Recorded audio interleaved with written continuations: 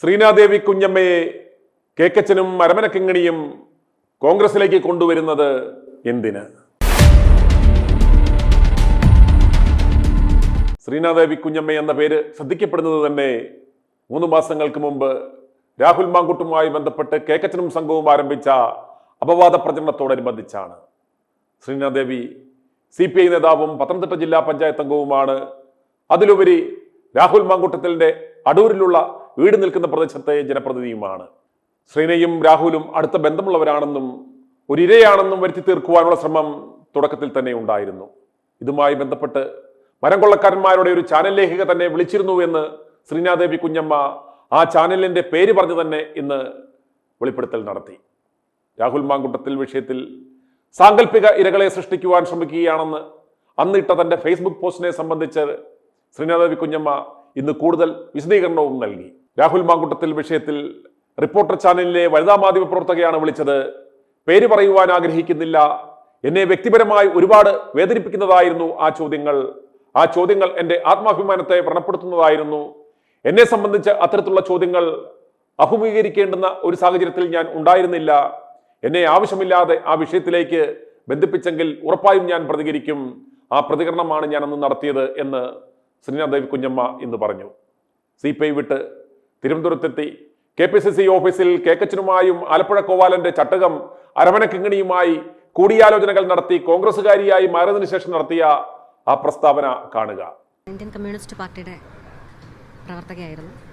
എന്നെ സംബന്ധിച്ച് ഐക്യജനാധിപത്യ മുന്നണിയുടെയും ഇന്റർനാഷണൽ കോൺഗ്രസിൻ്റെയും ഭാഗമായി മാറുക എന്ന് വെച്ചാൽ ഇന്ത്യ മുന്നണി ഈ ഭാരതത്തിൻ്റെ എല്ലാവിധമായിട്ടുള്ള ഐക്യത്തിനും അഖണ്ഡതയ്ക്കും വേണ്ടിയെടുത്ത നിലപാടിൻ്റെ ഒപ്പം തന്നെയാണ് ഇപ്പോഴും സഞ്ചരിക്കുന്നത്. ആ സഞ്ചാരപഥത്തിന് മാറ്റം വന്നിട്ടില്ലാത്ത സാഹചര്യത്തിൽ ആ ചോദ്യത്തിന് വലിയ രീതിയിലുള്ള പ്രസക്തിയുണ്ട് എന്ന് ഞാൻ വിശ്വസിക്കുന്നില്ല. വലിയ രീതിയിലുള്ള ഒരു മാറ്റത്തിലേക്കുള്ള സഞ്ചാരമായി എന്ന് ഞാൻ വിശ്വസിക്കുന്നില്ല. CPI വിടാനെടുത്ത തീരുമാനം വളരെ ഗൗരവപൂർവമായിട്ടുള്ള ഒട്ടനവധി വിഷയങ്ങൾ ഇന്ത്യൻ കമ്മ്യൂണിസ്റ്റ് പാർട്ടിയുടെ അകത്തളങ്ങളിൽ എനിക്ക് അനുഭവിക്കേണ്ടി വന്നിട്ടുണ്ട്. അതിനെ തുടർന്ന് നിരവധി പരാതികൾ കൊടുക്കേണ്ടി വന്നിട്ടുണ്ട്. അഴിമതിക്കെതിരെ നിലപാടെടുത്തു എന്നുള്ളത് കൊണ്ട് ആഭ്യന്തരമായി ഒരുപാട് പ്രശ്നങ്ങളെ അഭിമുഖീകരിക്കേണ്ടി വന്നിട്ടുണ്ട്. അപ്പോൾ ഇപ്പോഴും എൻ്റെ ചോദ്യം ബാക്കിയാണ് ഇന്ത്യൻ കമ്മ്യൂണിസ്റ്റ് പാർട്ടിയോട്, ഞാൻ ചെയ്ത തെറ്റെന്തായിരുന്നു എന്നുള്ളത്. അതിന് മറുപടി നാളിതുവരെ എനിക്ക് ലഭിച്ചിട്ടുമില്ല. എൻ്റെ ചോദ്യങ്ങൾക്ക് മറുപടി, എൻ്റെ പരാതികൾക്ക് മറുപടി ഒന്നും തന്നെ ലഭിച്ചിട്ടുമില്ല. സ്വാഭാവികമായും അവിടെ നിന്ന് ഇറങ്ങുകയല്ലാതെ മറ്റൊരു ഓപ്ഷനും എൻ്റെ മുമ്പിൽ ഉണ്ടായിരുന്നില്ല. മുൻപ് രാഹുൽ മാങ്കുട്ടൽ വിഷയവുമായി ബന്ധപ്പെട്ട് പോസ്റ്റ് ഇട്ടതിൻ്റെ പേരിൽ കൂടി വിമർശിക്കപ്പെട്ട ഒരാളാണ്. ആ നിലപാടിലാണ് ഇപ്പോഴും തുടരുന്നത്. അതിൻ്റെ ഭാഗമായിട്ടാണ് കോൺഗ്രസിലേക്കുള്ള വരുന്നത്? അതിൻ്റെ ഭാഗമായല്ല ഒരിക്കലും കോൺഗ്രസിലേക്കുള്ള വരവ്. ഞാൻ ആ പോസ്റ്റ് ഇടുന്നത് ഏകദേശം എനിക്ക് തോന്നുന്നു 3 മാസം മുൻപാണ്. 3-3.5 മാസം മുൻപ് ആ പോസ്റ്റ് ഇടുമ്പോൾ സ്വാഭാവികമായിട്ടും എന്നെ സംബന്ധിച്ച് ഇന്ത്യൻ കമ്മ്യൂണിസ്റ്റ് പാർട്ടിയിൽ നിന്ന് ഇറങ്ങേണ്ടി വരുമെന്നോ അല്ലെങ്കിൽ മറ്റൊരു പ്രസ്ഥാനത്തിലേക്ക് സഞ്ചരിക്കേണ്ട ഒരു തീരുമാനത്തെക്കുറിച്ച് ചിന്തിക്കേണ്ടി വരുമെന്നോ തീർച്ചയായിട്ടും യാതൊരു വിധത്തിലുമുള്ള ആലോചനകളും ഇല്ലാത്ത സമയത്തായിരുന്നു ആ പോസ്റ്റ് ഇട്ടത്. എനിക്ക് ആ നിലപാടിനെക്കുറിച്ച് പറയുകയാണെങ്കിൽ ആ വിഷയത്തെക്കുറിച്ച് ഇതുവരെ ഞാൻ പ്രതികരിച്ചിട്ടില്ല ഒരിടത്തും. ഇപ്പോൾ പ്രതികരിക്കണം എന്ന് തോന്നുന്നു. അപ്പോൾ എന്നെ സംബന്ധിച്ച് ഓഗസ്റ്റ് മാസം അവസാനം ഒരു വനിതാ മാധ്യമ പ്രവർത്തക എന്നെ വിളിക്കുകയുണ്ടായി. ആ കോളിനോടനുബന്ധിച്ചിട്ടാണ് ഞാൻ അങ്ങനെ ഒരു പോസ്റ്റ് ഇടേണ്ട സാഹചര്യം ഉണ്ടായത്. തീർച്ചയായിട്ടും ഒരു പൊതുപ്രവർത്തകൻ്റെ ജീവിതം, ഒരു രാഷ്ട്രീയ നേതാവിൻ്റെ ജീവിതം പബ്ലിക് സ്ക്രൂട്ടണിക്ക് വിധേയമാണെന്ന് തന്നെയാണ് എൻ്റെ വിശ്വാസം. അവിടെ ഒരു പ്രൈവറ്റ് ലൈഫ് ഉണ്ട് എന്ന് നമ്മൾ എത്ര പറഞ്ഞാലും ആ private life absolutely in public ഡൊമൈനാണ്. അപ്പോൾ അത്തരത്തിലുള്ളൊരു ലൈഫിലേക്ക് പക്ഷേ നമ്മൾ ക്യാമറകൾ വെക്കുമ്പോൾ തീർച്ചയായിട്ടും അതിൻ്റെ എത്രത്തോളം സൂം ചെയ്യണം എന്നുള്ളത് നമ്മൾ ലിമിറ്റ് കീപ്പ് ചെയ്യേണ്ടതാണ്. അപ്പോൾ ഒരു ബൗണ്ടറി ക്രോസ് ചെയ്യുക എന്ന് പറയുന്നത് ദാറ്റ്സ് പ്രെറ്റി ഫൈൻ. പക്ഷേ ആ ക്രോസ് ചെയ്യുന്നതിന് പോലും ഒരു ലിമിറ്റ് ഉണ്ടാവണം. അത് എൻ്റെ വ്യക്തിപരമായ അഭിപ്രായം, അത് രാഹുൽ മാങ്കുട്ടത്തിൽ വിഷയത്തിലുള്ള അഭിപ്രായമല്ല. മറിച്ച് എന്നെ സംബന്ധിച്ച് ആ സമയത്ത് ലഭിച്ചൊരു ഫോൺ കോൾ, ഇതുവരെ ഞാൻ ഏത് മാധ്യമമാണ് വിളിച്ചതെന്ന് ഞാൻ നാളിതുവരെയും പറഞ്ഞില്ല. പക്ഷേ ഈ പറഞ്ഞതുപോലെ നിരവധിയായിട്ടുള്ള വിമർശനങ്ങളും ചോദ്യങ്ങളുമുള്ള സ്ഥിതിക്ക് ഇപ്പോൾ അത് പറയാൻ താല്പര്യപ്പെടുന്നതാണ്. റിപ്പോർട്ടർ ചാനലിലെ വനിതാ മാധ്യമ പ്രവർത്തകയാണ് എന്നെ വിളിച്ചത്. പേര് പറയാൻ ഇപ്പോൾ നിലവിൽ ഞാൻ ആഗ്രഹിക്കുന്നില്ല. ഐഡൻറ്റിറ്റി വ്യക്തമാക്കാൻ ഞാൻ ആഗ്രഹിക്കുന്നില്ല. ചാനൽ റിപ്പോർട്ടറാണ്. അപ്പോൾ റിപ്പോർട്ടറിൽ നിന്നുണ്ടായ ആ ഒരു കോൾ എന്നെ വ്യക്തിപരമായിട്ട് ഒരുപാട് വേദനിപ്പിക്കുന്നതും ഹരാസ് ചെയ്യുന്നതുമായിരുന്നു. ആ ചോദ്യങ്ങൾ എൻ്റെ ആത്മാഭിമാനത്തെ വ്രണപ്പെടുത്തുന്നതായിരുന്നു.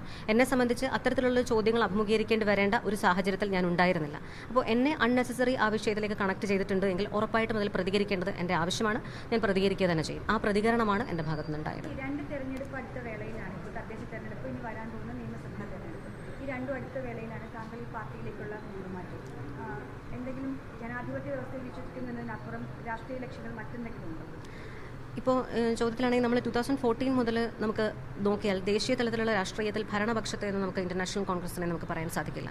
കഴിഞ്ഞ 10 വർഷക്കാലമായി സംസ്ഥാന തലത്തിലുമല്ല. ഞാൻ നിൽക്കുന്ന പള്ളിക്കൽ ജില്ലാ പഞ്ചായത്ത് ഡിവിഷൻ സീറ്റിലാണെങ്കിൽ 20 വർഷക്കാലമായിട്ട് ഇടതുപക്ഷം വിജയിക്കുന്ന ഒരു സീറ്റാണ്, 20 വർഷമായിട്ട്. അപ്പോൾ എന്നെ സംബന്ധിച്ച് അധികാരമോഹമാണോ സ്ഥാനങ്ങളെക്കുറിച്ചുള്ള ആഗ്രഹമാണോ ഇങ്ങനെയൊരു മാറ്റത്തിന് പ്രേരിപ്പിച്ചതെന്നുള്ള ചോദ്യത്തിന് ഈ ഉത്തരം ഇനഫ് ആണെന്ന് ഞാൻ വിശ്വസിക്കുന്നു. അത്തരത്തിലുള്ള സ്ഥാനമാനങ്ങളെ ആഗ്രഹിച്ചായിരുന്നുവെങ്കിൽ എനിക്ക് ബെറ്റർ മറ്റെവിടേക്കെങ്കിലും നോക്കാമായിരുന്നു എന്ന് ചിന്തിക്കാം. പക്ഷേ എനിക്ക് സ്ഥാനമാനങ്ങളല്ല, ആദർശങ്ങളിൽ അടിയുറച്ച് നിൽക്കുക എന്ന് പറയുന്നത് വളരെ പ്രയാസകരമായ സംഗതിയാണ്. ഇപ്പോൾ നമ്മൾ സിനിമയിലൊക്കെ കാണാറുണ്ട്, അഴിമതിക്കെതിരെ നിലപാടെടുക്കുന്ന ഒരുപാട് പേരെക്കുറിച്ചും ഒരുപാട് നായക കഥാപാത്രങ്ങളെക്കുറിച്ചും ഒക്കെ കണ്ടു വളർന്ന ബാല്യമാണ് നമുക്ക് എല്ലാവർക്കും ഉള്ളത്. പക്ഷേ അത്തരത്തിൽ വളർന്നു വരുമ്പോൾ നമ്മൾ ഏതെങ്കിലും ജീവിത സാഹചര്യത്തിൽ അങ്ങനെ ഒരു നിലപാടെടുത്താൽ എന്ത് സംഭവിക്കും എന്നുള്ളതിൻ്റെ ജീവിക്കുന്ന അടയാളമാണ് ഞാൻ. ഇപ്പോൾ ഇന്ത്യൻ കമ്മ്യൂണിസ്റ്റ് പ്രസ്ഥാനത്തിൽ ഒരുപാട് രക്തസാക്ഷികളുണ്ട്. അതുകൊണ്ട് അഭിമാനത്തോടു കൂടി എനിക്ക് പറയാൻ സാധിക്കും, ഒരുപാട് വേദനയോടുകൂടിയും ഇന്ത്യൻ കമ്മ്യൂണിസ്റ്റ് പ്രസ്ഥാനത്തിൻ്റെ ജീവിക്കുന്ന രക്തസാക്ഷിയാണ് നിലവിൽ ഞാൻ. എന്നെ സംബന്ധിച്ച് നിഷേധിക്കപ്പെട്ട നീതിക്ക്, നിഷേധിക്കപ്പെട്ട അവകാശങ്ങൾക്ക്, അതിന് എതിരെ പാലിക്കുന്ന മൗനത്തിന് തീർച്ചയായിട്ടും അത് യാതൊരുവിധ എൻ്റെ മനുഷ്യത്വപരമായിട്ടുള്ള എല്ലാ അവകാശങ്ങളെയും ധ്വംസിക്കുന്നതാണെന്നുള്ളത് എനിക്ക് വ്യക്തമായി പറയാൻ സാധിക്കും. ശ്രീനാദേവി CPI സ്ഥാനാർത്ഥിയായി മത്സരിച്ച പള്ളിക്കൽ ഡിവിഷൻ തന്നെ ശ്രീനാദേവിക്ക് കോൺഗ്രസ് നൽകുമെന്നാണ് സൂചന. CPI വിട്ടുവെന്നും പാർട്ടിയുടെയും AIYFന്റെയും എല്ലാ സ്ഥാനങ്ങളും രാജിവെച്ചതായും ശ്രീനാദേവി നവംബർ 3 മാധ്യമങ്ങളെ അറിയിച്ചിരുന്നു. രാഹുൽ മാങ്കൂട്ടത്തിൽ വിവാദവുമായി ബന്ധപ്പെട്ട ശ്രീനാദേവിയുടെ പോസ്റ്റ് ഏറെ വിവാദമായിരുന്നു. ഈ വിഷയത്തിൽ ശ്രീനാദേവിയെ തള്ളുന്ന നിലപാടാണ് അന്ന് CPI സ്വീകരിച്ചത്. ജില്ലാ നേതൃത്വത്തിനും സംസ്ഥാന നേതൃത്വത്തിനും എതിരെ രൂക്ഷമായ ഭാഷയിൽ വിമർശനം ഉന്നയിച്ച ശേഷമാണ് ശ്രീനാദേവി CPI വിട്ടത്. 3 മാസങ്ങൾക്ക് മുമ്പ് ശ്രീനാദേവി ഇട്ട ആ ഫേസ്ബുക്ക് പോസ്റ്റ് ഇപ്രകാരമായിരുന്നു: ഒരു പ്രമുഖ ചാനലിനോടും മാധ്യമ സുഹൃത്തുക്കളോടും പറയുവാനുള്ളത്, ഞാൻ ശ്രീനാദേവി ഇന്ത്യൻ കമ്മ്യൂണിസ്റ്റ് പാർട്ടിയുടെ പ്രതിനിധിയായ പത്തനംതിട്ട ജില്ലാ പഞ്ചായത്ത് അംഗമാണ്. പാലക്കാട് MLA രാഹുൽ മാങ്കൂട്ടത്തിലിന്റെ അടൂരിലുള്ള വീട് നിൽക്കുന്ന പ്രദേശത്തെ ജനപ്രതിനിധിയുമാണ്. 3 ദിവസങ്ങൾക്ക് മുമ്പ് ഒരു പ്രമുഖ ചാനലിലെ വനിതാ റിപ്പോർട്ടർ എന്നെ ഫോണിൽ വിളിച്ചിരുന്നു. രാഹുൽ മാങ്കൂട്ടത്തിൽ നിന്നും എനിക്ക് നേരിട്ട ദുരനുഭവം പത്തനംതിട്ടയിലെ കുറച്ച് മാധ്യമപ്രവർത്തകർ പറഞ്ഞതറിഞ്ഞു എന്നും പറഞ്ഞുകൊണ്ടാണ് വിളിച്ചത്.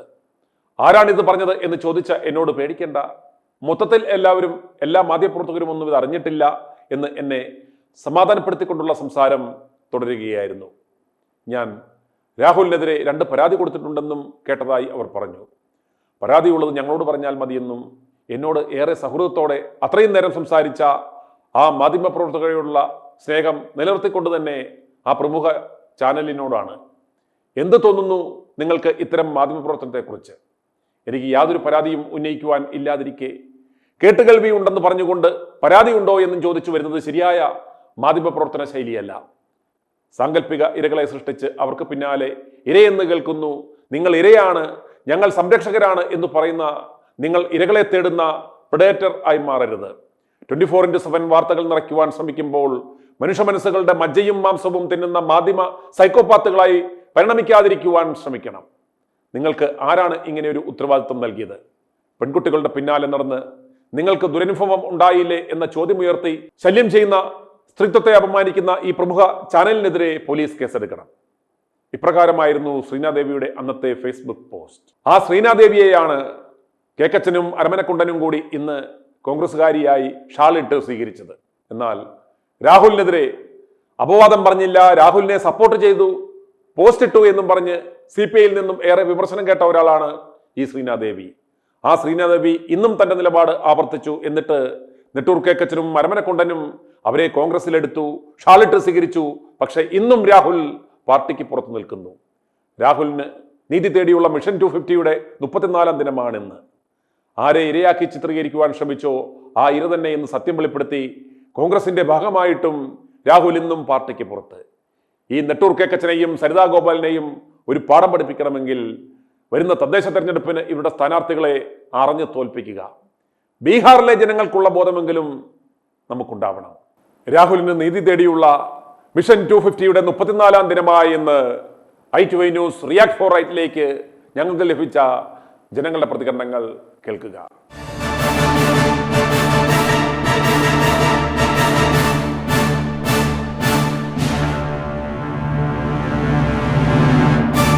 നമ്മുടെ ഈ രാഹുൽ മാങ്കൂട്ടത്തിന് ഇവന്മാർ ഈ 2 മാസമായിട്ട് എടുക്കാതിരിക്കുന്നതേ, ഇതേ വന്ന് ഈ പറയുന്ന കേക്കച്ചനോ അല്ലെങ്കിൽ ഇവന്റെ കൂടെയുള്ള സിംഗിടികളോ ഈ ഒരു ആരെങ്കിലും ഒന്ന് മുഷിഞ്ഞ് പറഞ്ഞാൽ തന്നെ ഇവന്മാർ അന്ന് ഇട്ടേച്ച് പോയി BJPയിലോ അല്ലെങ്കിൽ കമ്മ്യൂണിസ്റ്റിലോ ചേരുമായിരുന്നു.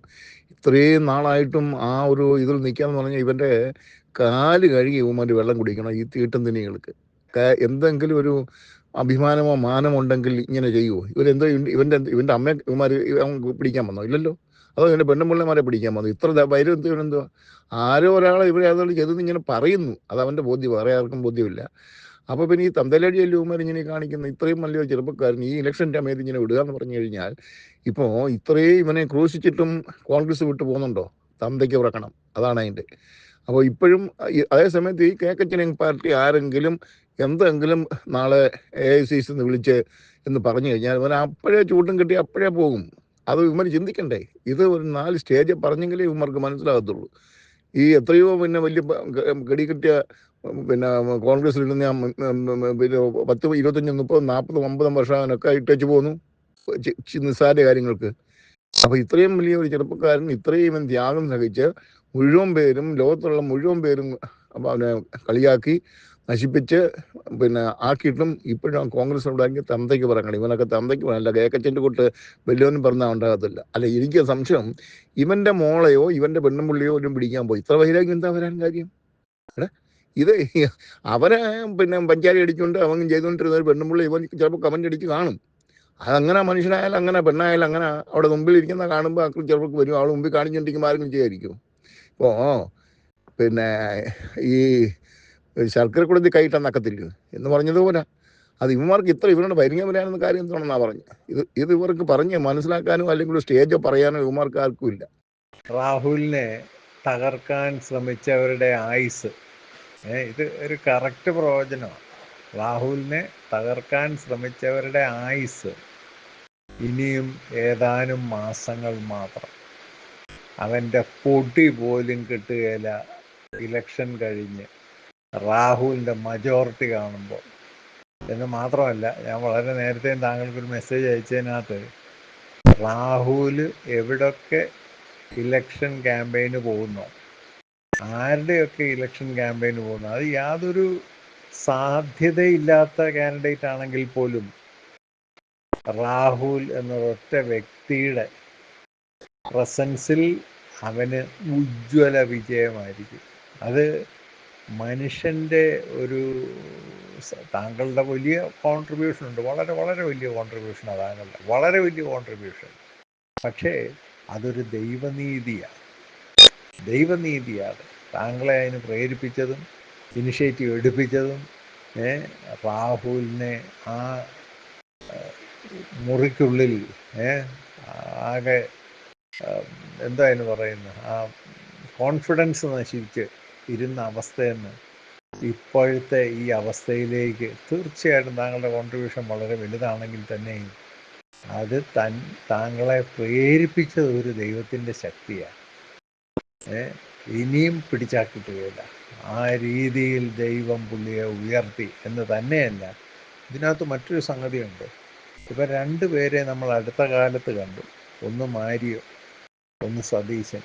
ഈ 2 പേർക്കും പറ്റിയ എന്നാന്ന് ചോദിച്ചാൽ ദൈവത്തെ പറ്റിക്കാൻ നോക്കി. ഞാൻ ദൈവത്തെ അനുഭവിച്ചറിഞ്ഞൊരു വ്യക്തിയാണ്. ദൈവത്തെ പറ്റിക്കാൻ ശ്രമിക്കുന്നവൻ്റെ കാര്യം കട്ടപ്പുകയാണ്.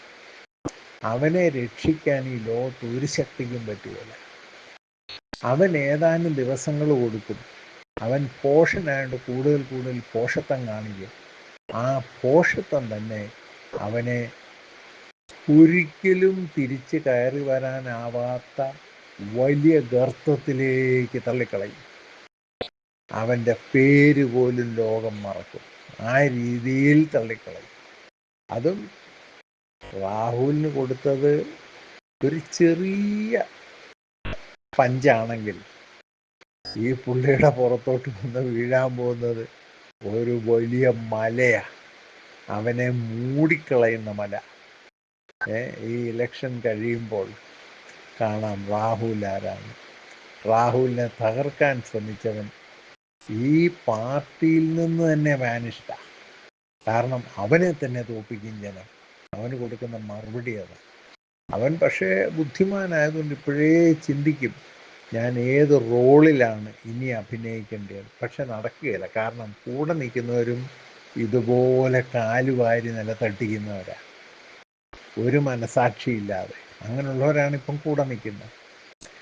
ഞങ്ങളെല്ലാം ഒന്നാണേ എന്ന് പറയുന്ന ഒരൊറ്റ ലക്ഷ്യമേ ഉള്ളൂ. ഞങ്ങളെല്ലാവരും ഒന്നാണേ എന്ന് പറഞ്ഞ് അത് വെച്ച് വിജയം കൊയ്യാം എന്നുള്ളൊരിതേ ഉള്ളൂ. ഇപ്പം താങ്കൾ പറഞ്ഞ പോലെ കണ്ടില്ലേ, തകർന്ന് അടിഞ്ഞു ബീഹാർ. ഓരോ മേഖലകളും ഇത് തകർന്നടിയുകയില്ല. ഇത് കേന്ദ്രം തന്നെ പറയും മാറിക്കൊടുക്കാൻ. കഴിവുള്ളവൻ സ്റ്റിയറിംഗ് പിടിക്കട്ടെ എന്ന് പറഞ്ഞ് കേന്ദ്രം തന്നെ നോക്കിക്കോണം ഇനി അടുത്ത ദിവസങ്ങളിൽ വരാൻ പോകുന്നത്. കാരണം ഒരിടത്ത് ഇനി അവർക്കൊന്നും മിണ്ടാൻ വയ്യാത്ത രീതിയിൽ നല്ല അട്ടി മോന്തയ്ക്ക് ചെരുപ്പിനടി കിട്ടിയത് ബീഹാർ. ഇത് വലിയൊരു, ഇനിയൊന്നും മിണ്ടാനില്ല, ഒരു മൂലയ്ക്ക് പോയിരിക്കത്തേ ഉള്ളൂ. പക്ഷെ ആകെ ഒരു കച്ചിത്തുരുമ്പ്, രക്ഷപ്പെടാനുള്ളൊരു കച്ചിത്തുരുമ്പ്. ആ കച്ചിത്തുരുമ്പ് നശിപ്പിക്കാൻ ആരെയും അവർ സമ്മതിക്കുകയില്ല. വഴിമാറിക്കൊടുക്കാൻ പറയും. ഓരോരുത്തരെയായിട്ട് വിളിച്ച് അവരുടെ പേഴ്സണൽ സജഷൻസ് അല്ലെങ്കിൽ അവരുടെ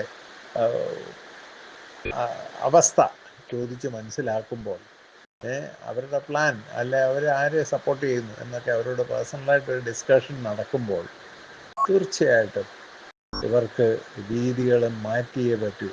കഴിവുള്ളവൻ നയിക്കട്ടെ, കുത്തിത്തിരിപ്പുകാരൻ നിനക്കുള്ള സ്ഥലമുണ്ട്, ചവിറ്റുകൊട്ട, ആ ചവിറ്റുകൊട്ടയിലേക്ക് മാറുന്ന ഒരു വലിയ കാഴ്ച. ഇത് ദൈവനീതിയായത്. ഇത് മാനുഷികമായി താങ്കളെ എടുത്ത് ഉപയോഗിച്ചെങ്കിൽ ഇത് ഒരു ദൈവനീതിയാണ്. ഇതിനകത്ത് ഇനി ഒന്നും അറിയാനില്ല. സംഗതി അതങ്ങനെ തന്നെ. i2i News, an eye for truth. i2i News subscribe ചെയ്തിട്ടില്ലാത്തവർ ഇപ്പോൾ തന്നെ സബ്സ്ക്രൈബ് ചെയ്യുക. നോട്ടിഫിക്കേഷൻ ലഭിക്കുവാൻ ബെൽ ബട്ടണും അമർത്തുക.